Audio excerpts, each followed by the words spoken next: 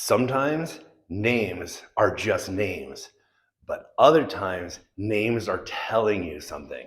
And in our Christmas stories that we're reading, I want to give you a chance to consider three things about the names that we are seeing in our stories. The first is who is named and who isn't. The second is where do those names come from? And the third thing is what can we learn from the names by attending to them? So the first is who gets named and who doesn't. So it's really important in reading the Gospels. Like later, Jesus says one time he's telling a story. It's a parable. We've been talking about parabolic teaching or using parables to convey meaning. Jesus is telling a story about a rich man and a beggar. And in that story, he names the beggar, Lazarus, and doesn't name the rich man. This is a type of making a point. He's making a point, which is that in God's eyes, God knows the beggar's name, but the rich man already has his reward, right? By being rich. And this would have blown everybody, the audience, the listening audience, it would have blown them away because the reality is everyone would have known the rich guy's name and no one would have known the beggar's name. He would have been anonymous. And so for Jesus to name the beggar and not the rich man, he was making a subversive point. That's how parables work. Well, in our story, you'll notice that who gets named and who doesn't. So some influential people and people who play a really prominent role in our Christmas pageants, like for instance, the wise men and the three kings, the magi, they're not named. But there are three women who are named that play an extremely important role in our story.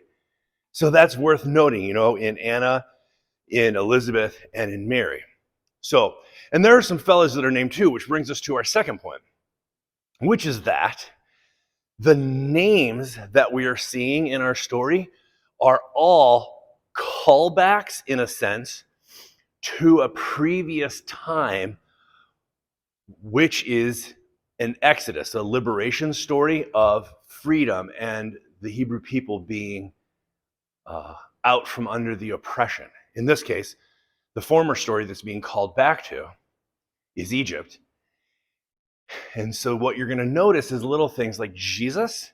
Well, his name is a descendant of Yeshua, of Joshua.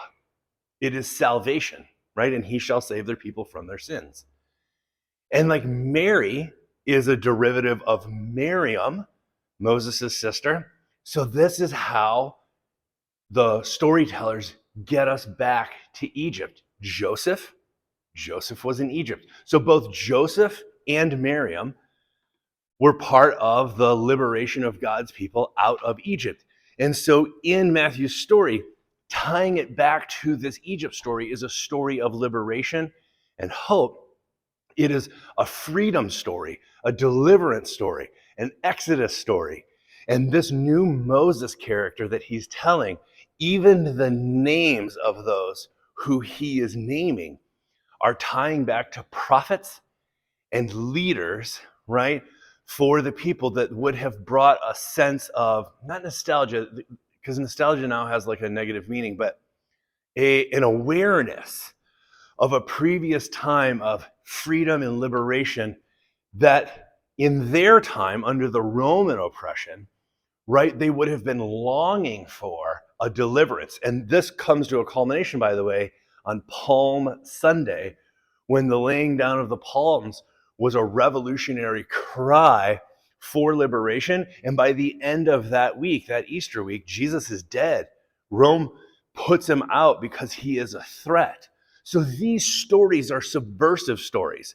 And it's why they're told in the way that they are, is to connect us to that Exodus story that we talked about yesterday in the places that are used. So those are some elements of names that I thought would be good to go over. One is who's named and who's not. One is where do those names come from. And the third is by keeping track of, for instance, these three women, Anna the prophetess, Elizabeth the cousin, and Mary, we're going to see in this story that women play a very prominent role. And that is not a mistake. That is a choice. That's a deliberate message that is being sent that will carry all the way through Easter week and past Easter week into the birth of the early churches. And so that's a theme that we're going to pick up on again in the coming weeks. Hope you are enjoying these. I'm loving the feedback. Thank you. Share this with anybody who you think would enjoy joining the conversation, and we will see you tomorrow.